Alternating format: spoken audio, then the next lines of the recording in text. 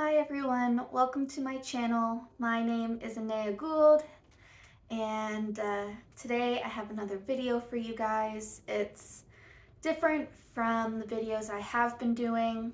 Also, it's really windy outside today, so if you hear a bunch of background noise, that's what's going on.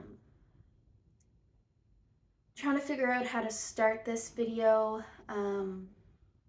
I guess firstly, we'll do a trigger warning, which is kind of going to be a spoiler alert for what the video is about, but I think it's important. Today we're going to be talking about pregnancy loss. So if that's something that is going to be upsetting and not good for your mental health, I will not be offended. Please don't watch this video.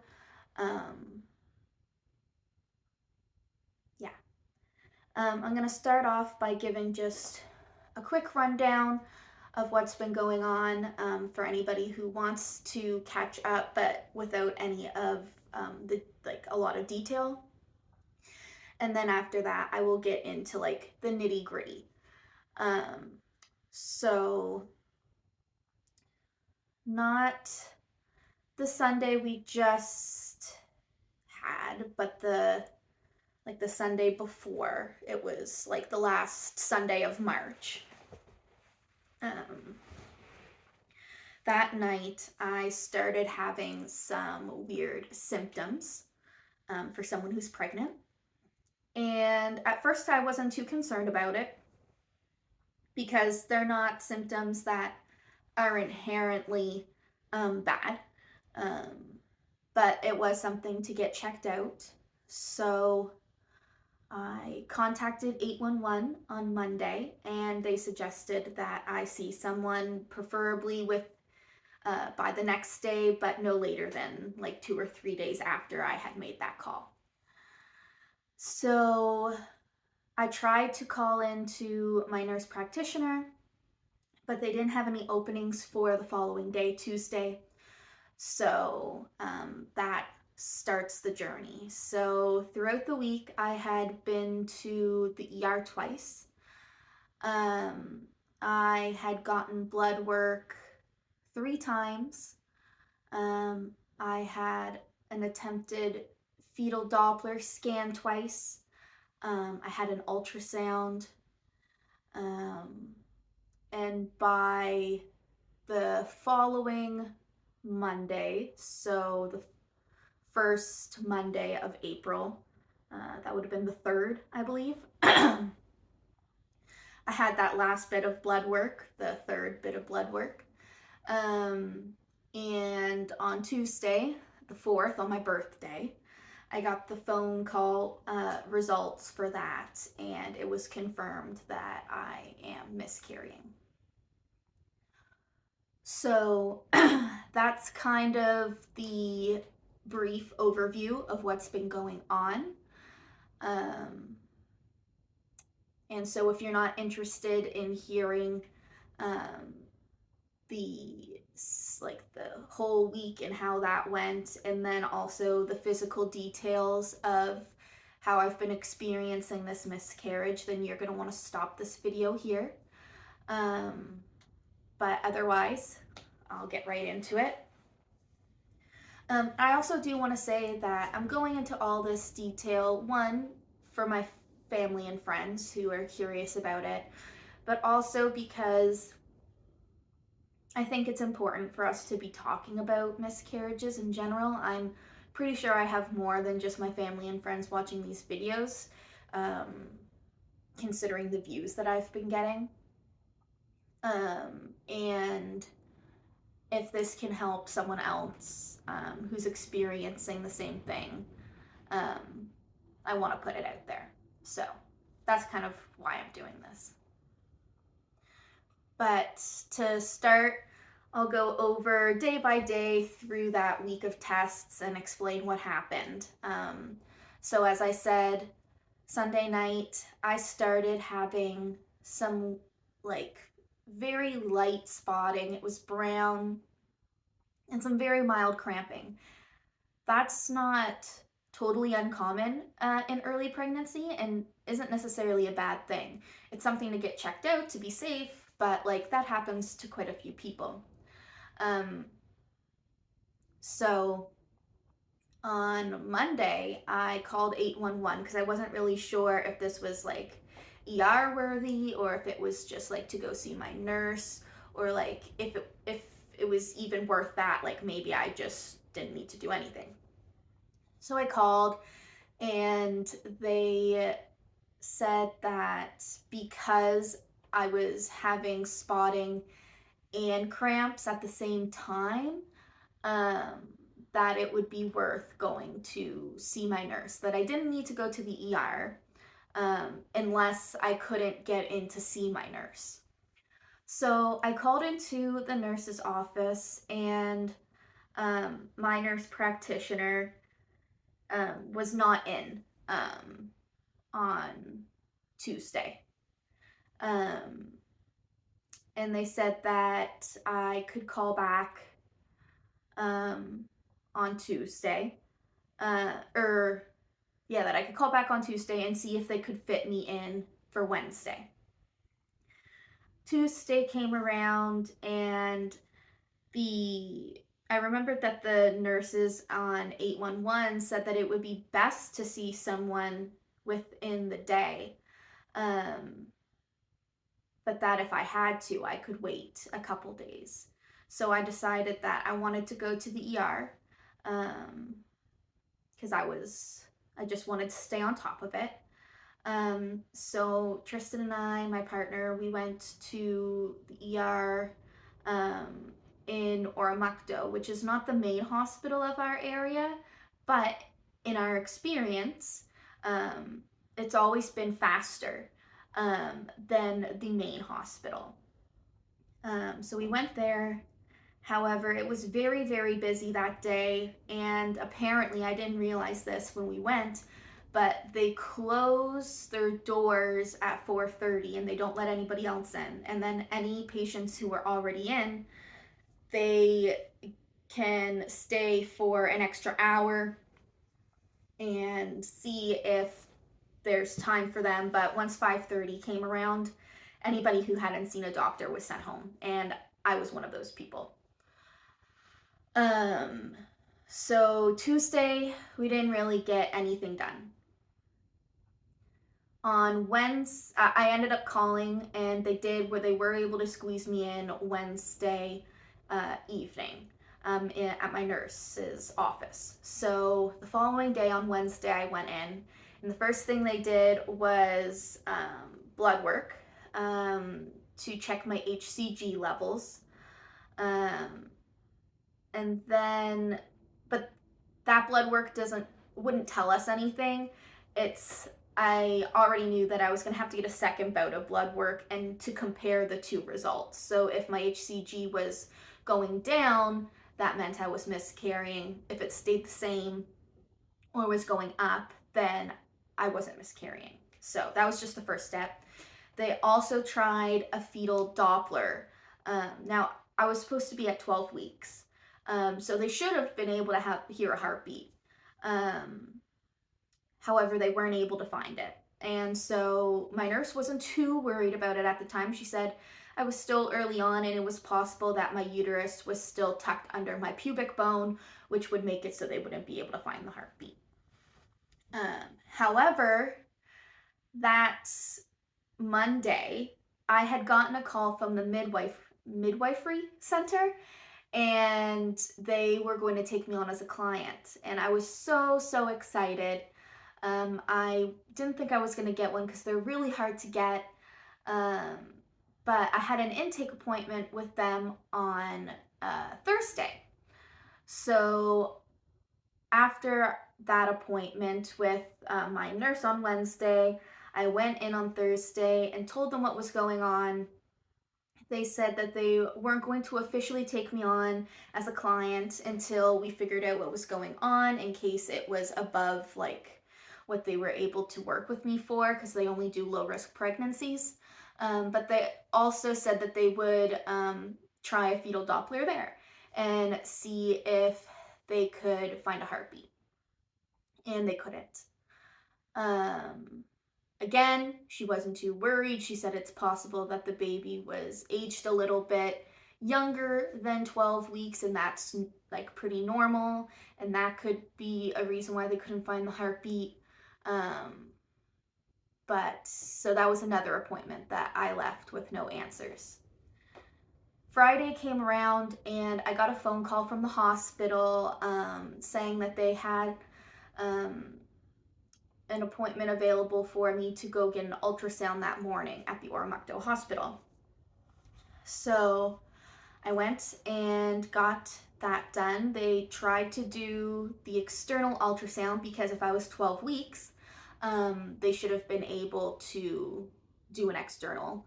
But they weren't able to find the baby or a heartbeat with the external. So then they ended up doing an internal ultrasound. Um, but the ultrasound technician wasn't allowed to tell me any results.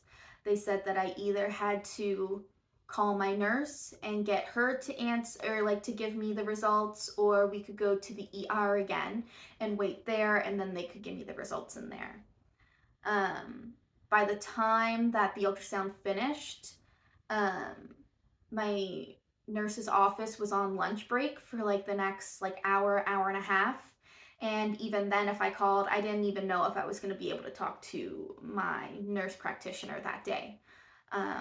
So we decided to go to the ER. We had to get triaged and all that stuff. And I ended up being told that the baby was being measured at 6 weeks instead of 12 weeks. Um, they couldn't 100% confirm if I was miscarrying or not just by that. They said that it was possible I was just incorrect about when I conceived, although I really didn't think that was possible because I was doing ovulation tests. I'm very confident within like a 1 or 2 day like margin of when I ovulated, and I got the positive in around the end of January. So like I didn't think it was really possible for me to have gotten that wrong. But they said it was a possibility. Um, and because the baby was only dated at 6 weeks, not being able to hear a heartbeat from the baby made sense because the baby didn't really have a heartbeat yet. Um, so they got me to do blood work while I was there, and then we waited in the ER for the results for that. And they said that when it comes to HCG levels, there's a margin of error of 500, whatever the units of measurement are. I don't know, like not milligrams, but like, I don't know. You know what I mean? There's a margin of error. And while I had gone down a little bit, it was less than 500. Um, so because of that, they couldn't say whether or not I was miscarrying, because it wasn't technically down enough to say that I actually went down. Um, so after that, um, they sent us home saying that they do think that I was miscarrying, but that they can't be for certain, so that I needed to get more blood work done. And I already had that scheduled for Monday with my nurse practitioner, which would have been April 3rd. So I went in on April 3rd. They did my blood work again. And then on Tuesday, April 4th, my birthday, like I said, I got a call from my nurse, and she said that when I got my blood work done the first and second time, I was in the 7,000s. Um, and that the blood work on Monday, the day before, came back with me in the 5,000s. And that it would appear that I was having a miscarriage. I found it kind of frustrating because everybody nobody would straight up tell me that I was having a miscarriage. It seemed plenty obvious, but it felt like everybody was tiptoeing around it. And I get it, it's sensitive, but like giving me like a false hope also wasn't good. It made it a lot harder for me to have closure. Um, but over that weekend, like the Saturday, Sunday before I had that third bout of blood work, I had noticed that the brown spotting had changed to like red. Um, and that while it still wasn't like period heavy, it's still like it picked up a bit. It wasn't just like spotting anymore, it was more like a light flow. Um, and my cramping didn't get bad at that point, but it was more than just mild. It was like on the verge of becoming like moderate cramps. And so, like, that was really when I started accepting the fact that I was probably miscarrying. Um, so, before I get into, sorry, I'm just thinking about how to lay this all out. So before I get into like the physical things that I've been experiencing, I do want to get more into like what all of this kind of means. So because the baby dated at about 6 weeks, this means that I had a missed or silent miscarriage. Now, oddly enough, this has been something that I've been worrying about since like February.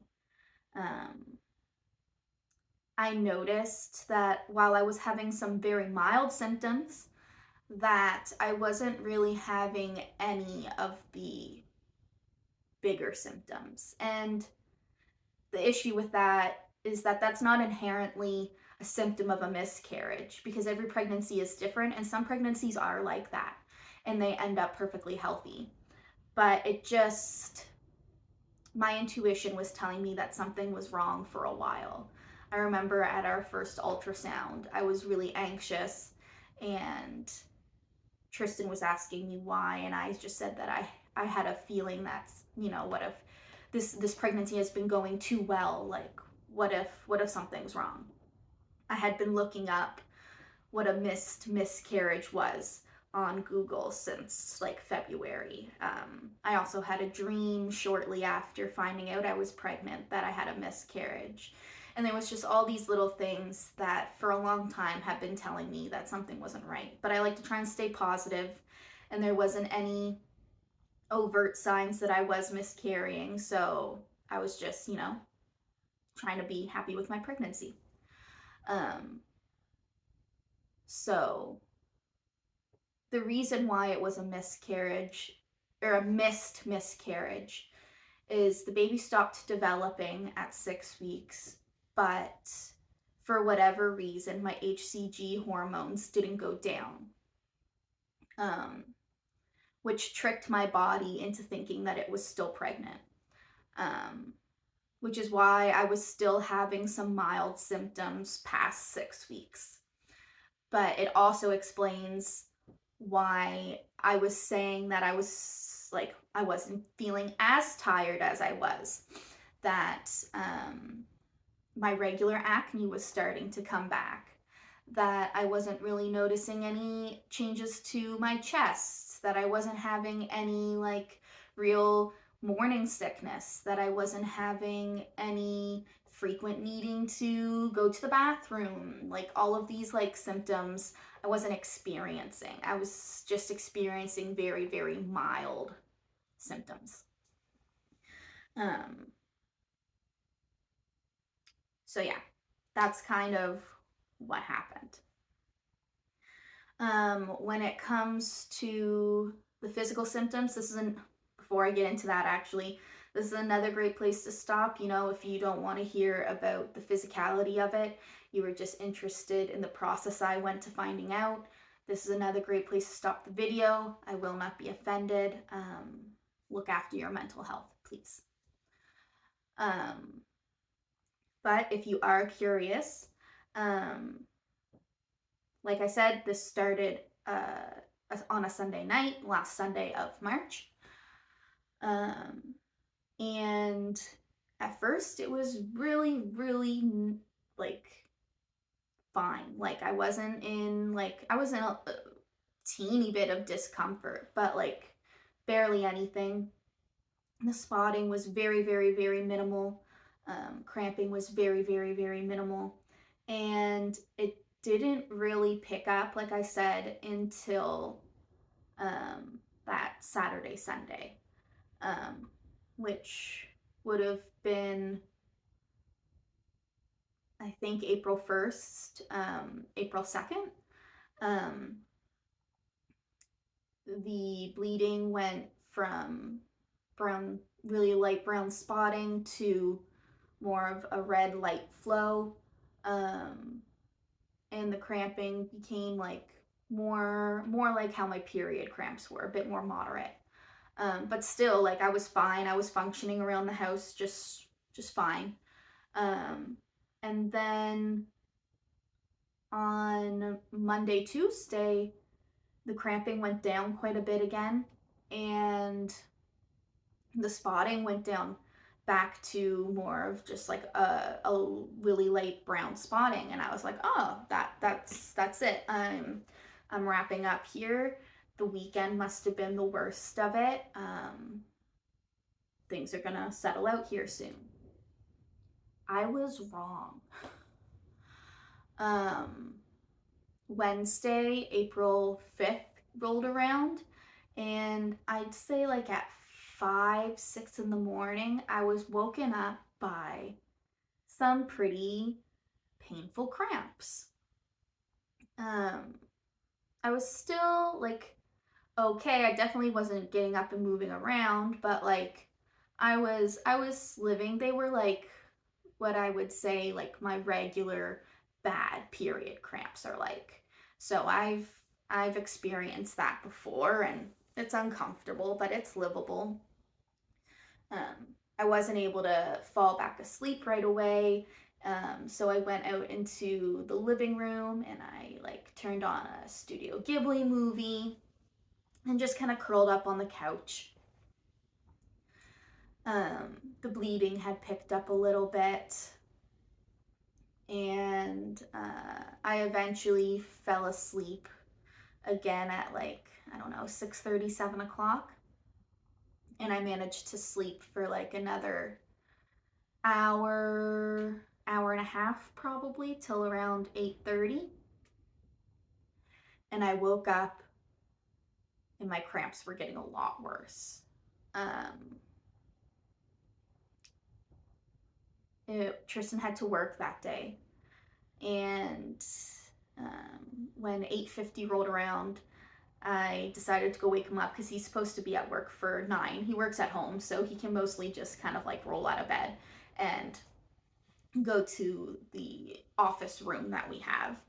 But I noticed that he was sleeping in, and I really wanted him to do up a hot water bottle for me. So I woke him up, and he had to go to like a quick 9 o'clock meeting, and then after that, he was going to make me the hot water bottle. I decided to come into the bedroom here because just right there is, we call it the poop room, but like this is like a big open bathroom with like a sink and a jacuzzi tub, and then there's a separate little room with a door that just has like a toilet and a standing shower, and we never use that standing shower. We only use the toilet in there, and so I affectionately call it the poop room. um, but I decided that I was just going to sit on the toilet and veg there, um, and just because I assumed I was gonna start bleeding quite a bit, and so I'll just bleed into the toilet, and I'll get a hot water bottle and just lay back and do my thing.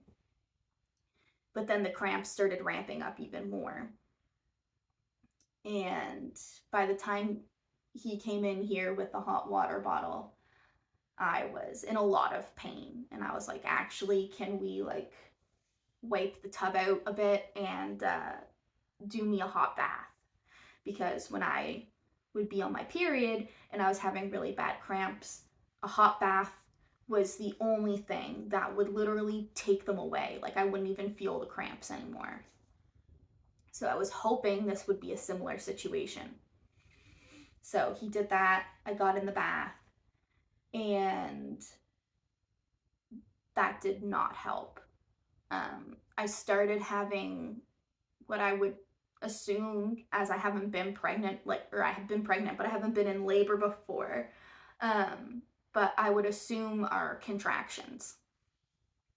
Um, I would go for a few minutes, or not even a few minutes, a handful of seconds, where I'd feel okay. I was still having mild cramping, but it was manageable.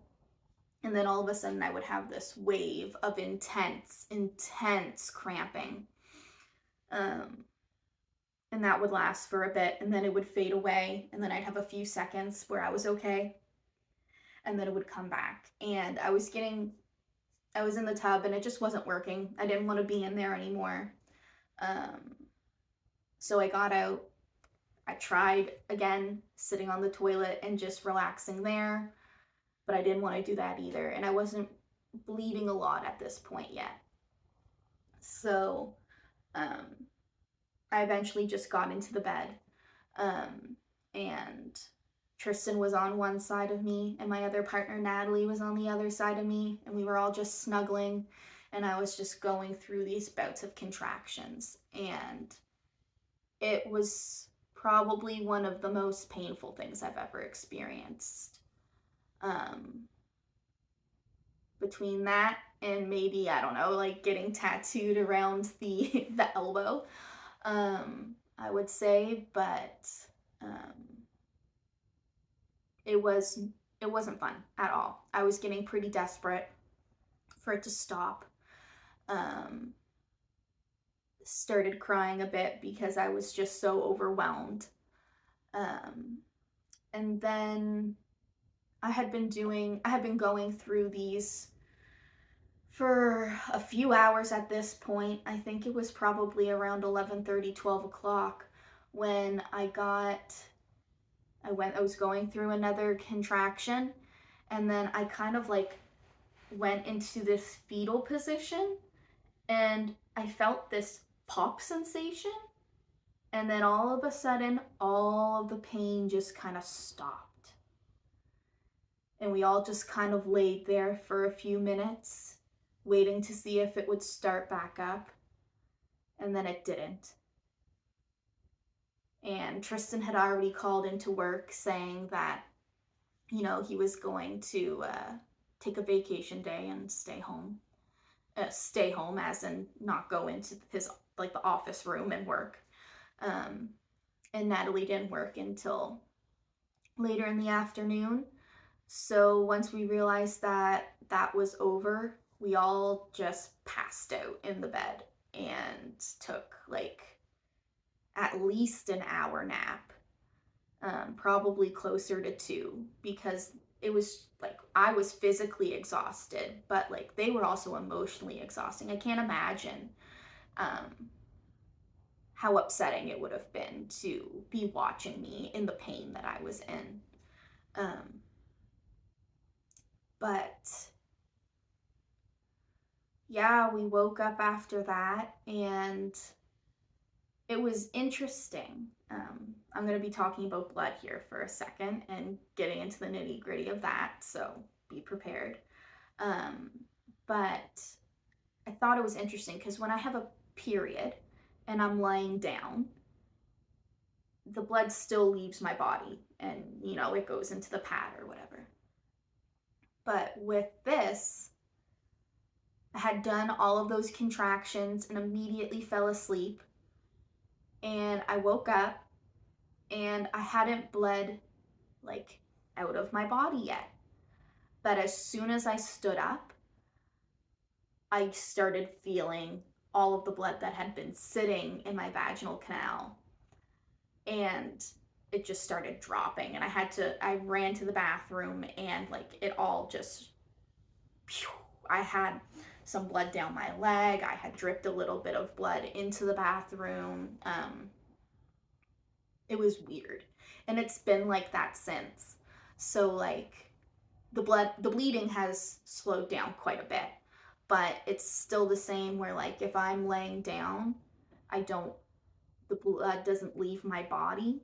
It waits until I stand up again and then it just like um which I have found to be really weird. That's not how at least my periods work. And I know this isn't a period, but it's in a way kind of the same idea. Um, so I have found that quite interesting. Um, I ended up having some more cramping later on in the afternoon, nothing like the cramping that I had that morning. It was just like moderate cramping. It was uncomfortable, and so I took a nap and I slept through a lot of it. Um, and then I've been fine since. Um, like yesterday, I went out and I ran some errands. I'm still bleeding a bit, but as long as I'm wearing a pad, like I'm good. I only have to change it like every, I don't know, 3 to 4 hours. And I could probably leave it on a little bit longer than that. I just makes me uncomfortable because it's miscarriage blood. I don't know. Um, I just don't like that. Um, but, and I haven't had any cramping today. Um, I'm still having like the red bleeding, so the bleeding hasn't gone down too much yet, but like the cramping has. Um, so I'm hoping that I'm in the next week or two that I will be done this. Um, so yeah, that was the physical. Um, I will update you guys on the emotional as well. Um, we've been sad. Um, However, I think that we're both doing really, really well with coping. Um, I cried quite a bit on Tuesday, and I've had some tears now and again since then, but overall, I'm feeling okay. I know my family has been really worried about me in the grieving, and I just want you guys to know that I'm doing okay. Um, I know that I didn't do anything wrong, that this isn't my fault, which I think contributes to a lot of people's grieving during this time where there's a big amount of guilt. But I don't have that. I'm not feeling that. As a doula, I also know that this is not uncommon, especially for a first pregnancy. Um, I know that this doesn't mean that I will have issues conceiving in the future, and it doesn't put my risks of a miscarriage in the future any higher. Um,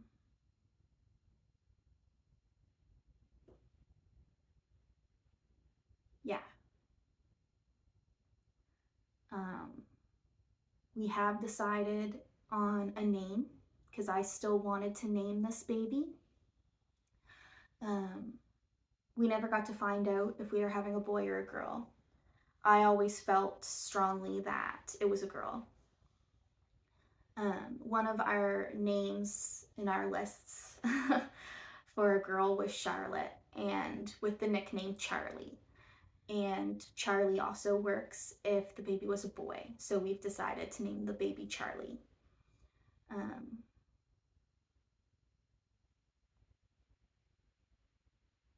Sorry, I'm getting a little emotional. Um, I don't want us to um, forget about Charlie. I don't want people to be nervous to talk to me about Charlie or just to remember Charlie and to think about Charlie. I encourage you to do that. I don't want to forget Charlie, and I love Charlie very much. And I still consider myself Charlie's mommy.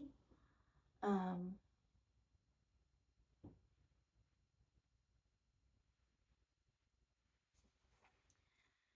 and yeah, I don't want us to grieve this loss and try and forget it.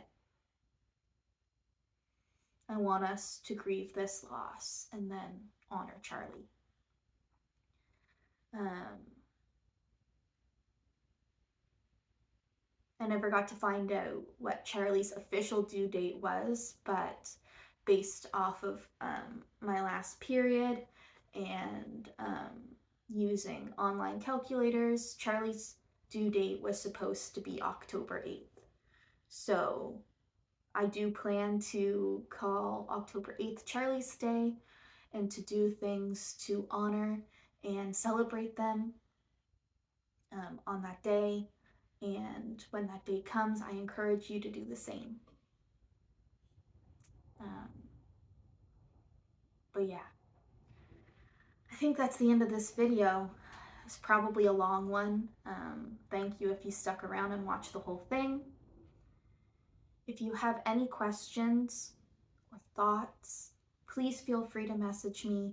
I don't want this to be a touchy subject. Um, I want to be able to talk about this freely. That helps me cope with it, and I hope it can help you cope.